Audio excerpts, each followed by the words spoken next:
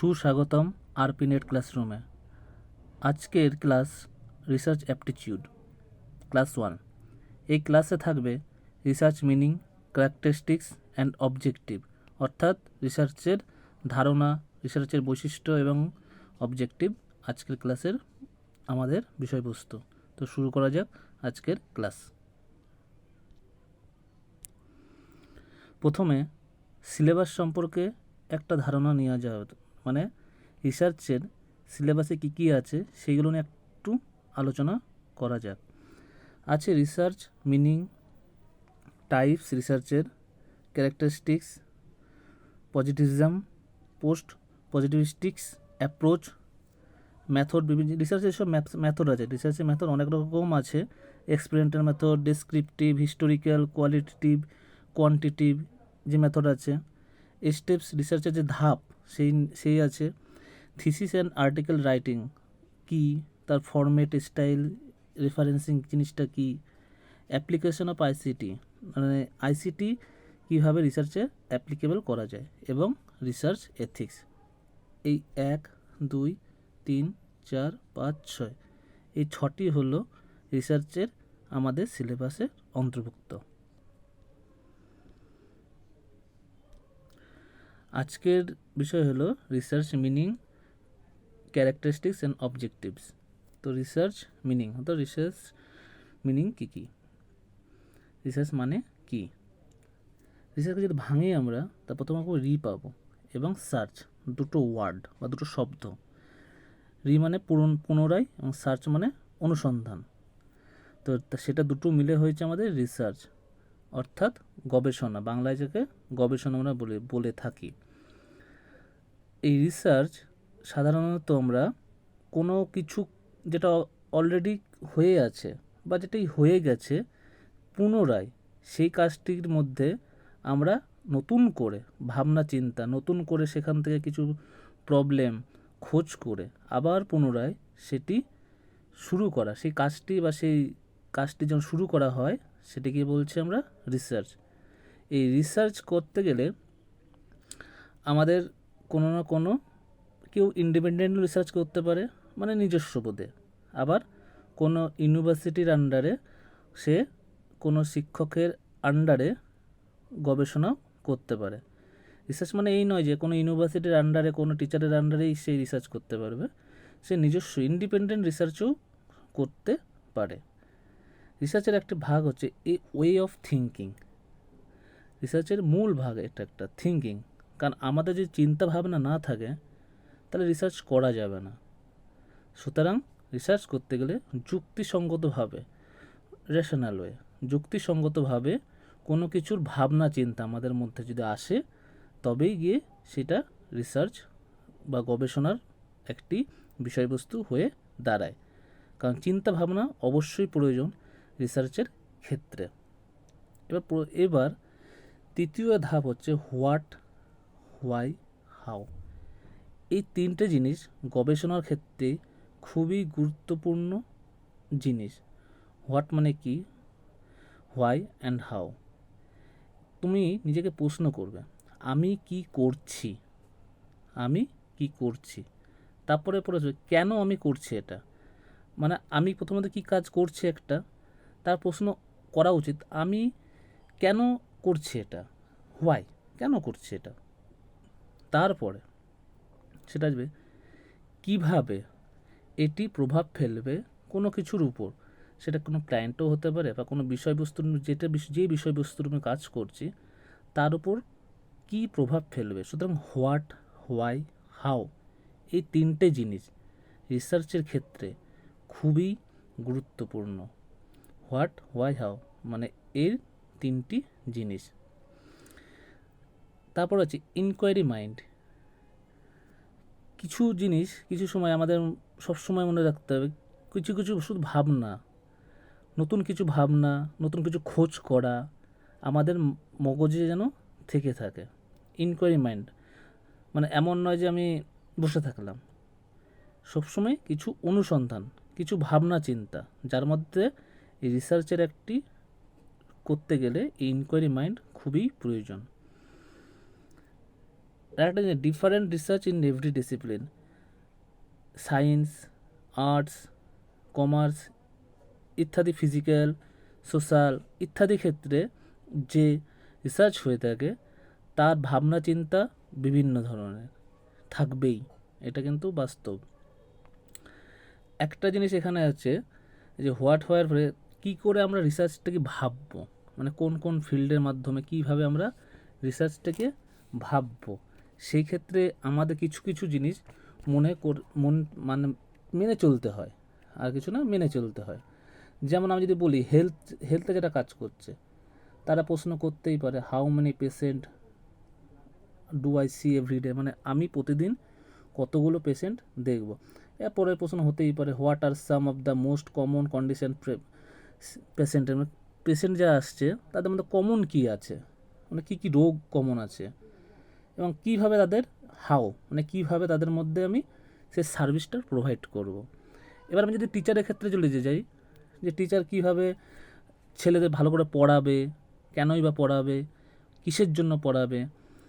তাহলে research meaning হচ্ছে এই হোয়াট হোয়াই হাউ জিনিসটা আমি এই কারণেই একবার আসলাম, যাতে যারা সাইকোলজিস্ট, সুপারভাইজার, বিজনেসের কাজ করছে, বিজনেস ম্যানেজমেন্ট আর অ্যাডমিনিস্ট্রেটিভের যারা আছে, তাদের ক্ষেত্রে হোয়াট হোয়াই হাউ এই জিনিস তিনটি খুবই গুরুত্বপূর্ণভাবে ভূমিকা পালন করে।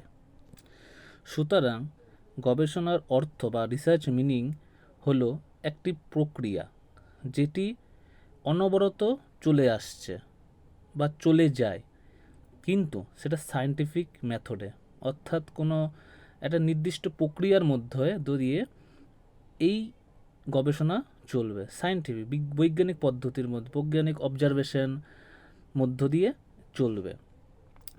এবার কিছু জিনিস কিছু কিছু রাইটার বা কিছু কিছু রিসার্চার্স তাদের ডেফিনেশনের মাধ্যমে রিসার্চের অর্থ বুঝিয়েছে। যেমন গ্রিনেল ফার্দার বলেছেন, research is a structured inquiry that utilises acceptable scientific methodology to solve problems and creates new knowledge that is generally applicable. অর্থাৎ এখানে ইনি বলেছেন রিসার্চ একটা স্ট্রাকচার্ড ইনকোয়ারি, যে ইনকোয়ারি মাইন্ড বলেছি স্ট্রাকচার্ড হবে, এবং সেটি ইউটিলাইজ করতে হবে সায়েন্টিফিক বৈজ্ঞানিক মাধ্যমে, সেটা ইউটিলাইজ করতে হবে। যেসব মেথড আছে, সায়েন্টিফিক মেথড যেগুলো আছে সেগুলো ইউটিলাইজ করতে হবে। কেন করতে হবে? একটা নির্দিষ্ট প্রবলেমকে সলভ করার জন্য, এবং এই প্রবলেম সলভ করতে কী হবে? নিউ আইডিয়া বা নিউ থিঙ্কিং আসবে, বা নিউ নলেজ আসবে। বার্নস বলেছেন রিসার্চার, তিনি বলছেন a systematic investigation to find answers to a problem, মানে সিস্টেমেটিক হবে রিসার্চের অর্থ হচ্ছে সিস্টেমেটিক, মানে এক স্টেপ থেকে আর এক স্টেপ, তারপরে একটা স্টেপ সিস্টেমেটিক যাবে, এবং কন্ট্রোল এমপ্লিক্যাল এবং অ্যান্সার, মানে একটা প্রবলেমের অ্যান্সার খুঁজবে। রিসার্চ মানেই হচ্ছে প্রবলেম, কারণ প্রবলেমের একটা অ্যান্সার খুঁজবে। কালিনগর বলে একজন ছিলেন, তিনি বলেছেন scientific research is A systematic, controlled, empirical and critical investigation of proposition about the presumed relationship about various phenomena. অর্থাৎ তিনি রিসার্চের সিস্টেমেটিক ওয়েও, উনি বলছে সিস্টেমেটিক ওয়ে রিসার্চ চলবে, এবং ভেরিয়াস যে ফেনোমেনা আছে তাদের মধ্যে একটা রিলেশন খোঁজ করবে রিসার্চের মধ্য দিয়ে। সুতরাং এই তিনজনের যে সংজ্ঞা আছে তার মধ্যে বোঝা যাবে রিসার্চের অর্থ হচ্ছে, রিসার্চ হচ্ছে ইনকোয়ারি মাইন্ড এবং সায়েন্টিফিক হতে হবে, এবং সে প্রবলেম বেসড, একটা প্রবলেমকে আর থাকবে, সেই প্রবলেমের অ্যান্সার, মানে যে একটা প্রবলেম আছে তার অ্যান্সার সে খুঁজবে। আর আরও কী আছে, যে এটা একটা ইনকোয়ারি মাইন্ড হতে হবে, এবং তার মধ্যে রিলেশন খুঁজতে হবে, রিলেশন থাকবে, বিভিন্ন যে ভ্যারিয়েবলস আছে তাদের মধ্যে রিলেশন, বা যে কোনো ফেনোমেনা যেগুলো আছে তার মধ্যে রিলেশন। তো সুতরাং আমরা রিসার্চের অর্থ এই সব ক্ষেত্রে আমরা বুঝছি, যে রিসার্চ বা গবেষণা যেটা আছে সেটা যুক্তিসঙ্গত হতে হবে। এইভাবে আমাদের গবেষণার অর্থ বুঝলাম। এরপরে আমরা নেক্সট পেজে চলে যাচ্ছি। Research characteristics, systematic and logical. প্রথমে আমাদের আছে সিস্টেমেটিক অ্যান্ড লজিক্যাল। রিসার্চের বৈশিষ্ট্যর ক্ষেত্রে এটি সিস্টেমেটিক, অর্থাৎ একটা স্টেপ ওয়াইজ স্টেপ, পরপর ধাপে এগাবে। এমন নয় যে প্রথমেই আমি সার্ভেতে চলে গেলাম। আগে আমাকে করতে হবে কি একটা প্রবলেম। এই প্রবলেম খুঁজতে গেলে আমাকে লিটারেচার রিভিউ করতে হবে, তারপরে প্রবলেম খোঁজ করতে হবে। প্রবলেম খোঁজ করার পর আমাকে অবজেক্টিভ সেট করতে হবে, তারপর আমার সেটার বেশি কী কী লাগবে, এক একটা ধাপে যাবে। মানে সিস্টেমেটিক ওয়ে এবং সায়েন্টিফিক ওয়েতে রিসার্চ হয়ে থাকে। এবং লজিক্যাল, যুক্তিসঙ্গতভাবে আমাদের রিসার্চ হয়ে থাকে, সিস্টেমেটিক অ্যান্ড লজিক্যাল। এরপর হচ্ছে কন্ট্রোল ভেরিয়েবল। এইটা রিসার্চের এক অন্যতম বৈশিষ্ট্য। কোনো গবেষণায় কিছু জিনিস ধ্রুবক হিসেবে থাকে, যেমন তোমার হচ্ছে ধরো গাছ বৃদ্ধির ক্ষেত্রে গাছের যে বৃদ্ধি হচ্ছে সেটাকে পরীক্ষা করছে কীভাবে বৃদ্ধি হচ্ছে। এই ক্ষেত্রে তাপমাত্রাকে তারা কনস্ট্যান্ট রেখে দিচ্ছে। তাপমাত্রা কিন্তু কনস্ট্যান্ট রাখা আছে একই তাপমাত্রায়, এবার সেটাই কোনো প্রভাব ফেলছে না, কিন্তু সেটা আউটকাম যখন আসবে, আউটকামে এই কন্ট্রোল ভেরিয়েবলস যেগুলো থাকে সেইগুলো ইফেক্ট করে, প্রভাব ফেলে। যেমন আর্দ্রতা, আলো, সময়, এক একটা সময়, টাইম। এটাও অনেক ক্ষেত্রে বিভিন্ন যে এক্সপেরিমেন্ট হয় সেই ক্ষেত্রে ইফেক্ট করে কন্ট্রোল ভেরিয়েবলস। এটি রিসার্চের ক্ষেত্রে খুবই গুরুত্বপূর্ণ এক বৈশিষ্ট্য। দ্বিতীয় হচ্ছে তোমার রিলায়েবিলিটি অবশ্যই রিসার্চে থাকা দরকার আছে। রিলায়েবিলিটি ছাড়া রিসার্চ অসম্পূর্ণতা পেয়ে থাকে। 4 নম্বর হচ্ছে ভ্যালিডিটি। রিলায়েবিলিটি যেমন দরকার আছে, ভ্যালিডিটি দরকার আছে। ভ্যালিডিটি হচ্ছে অবশ্যই সে কোনো রিসার্চ যখন করছো সেটি অবশ্যই আনবায়াসড হতে হবে।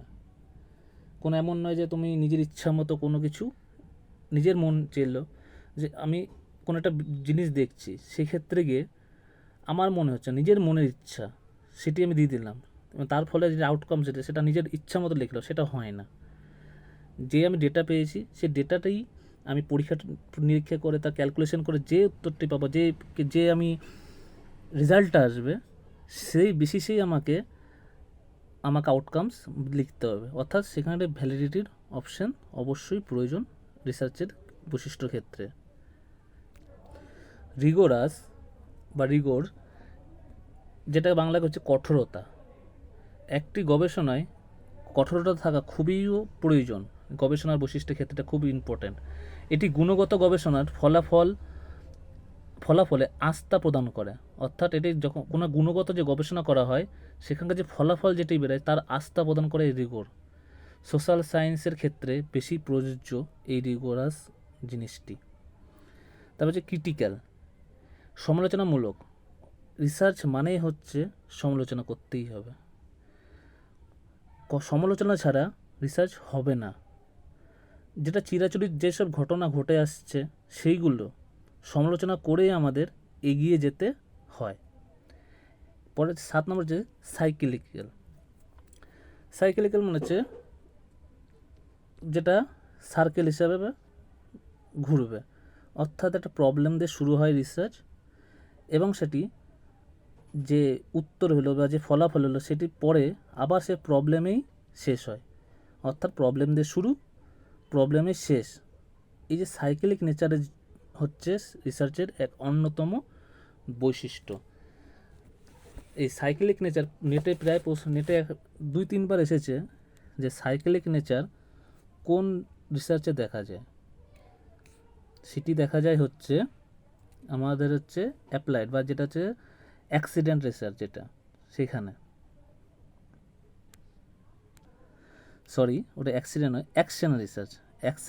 অ্যাকশন রিসার্চে সাইকেলিক নেচার দেখা যায়। এই কোশ্চেনটা অনেকবার এসেছে। আর রিসার্চের অন্যান্য বৈশিষ্ট্য যদি বলে, জেনারেল সাধারণীকরণ, সিস্টেমেটিক, অ্যাকুরেসি, রিলায়েবিলিটি, এইগুলো রিসার্চের বৈশিষ্ট্যের মধ্যে পড়ে যায়।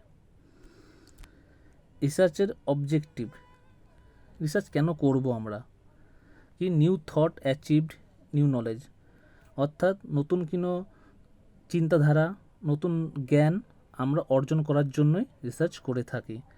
টু ইভ্যালুয়েট ইনফরমেশান, অর্থাৎ বিভিন্ন যে ইনফরমেশান আছে সেগুলো আরও উন্নত মানের, আরও তৈরি করা, আরও নতুনভাবে ভাবনা চিন্তা।